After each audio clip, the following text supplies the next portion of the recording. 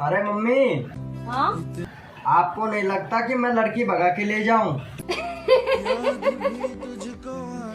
बेटा तेरे पीछे कुत्ते के अलावा कोई नहीं भाग सकता। Hello sir. यस सर आपसे एक क्वेश्चन पूछना था। हाँ पूछिए। सर जब आप अपने लिए रिश्ता देखने जाओगे तो आप क्या देखोगे? लड़की देखूंगा। मेरा मतलब है लड़की कैसी होनी चाहिए? जिंदा होनी चाहिए। सर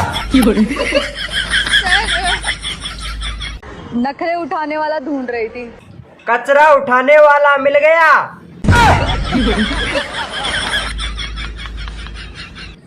लेकिन एक सेकंड। अरे भैया यहाँ पे क्या कर रहे हो?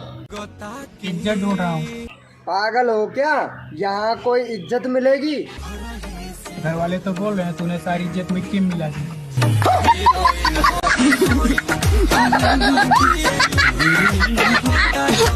क्या नाम है तुम्हारा? पायल वर्मा।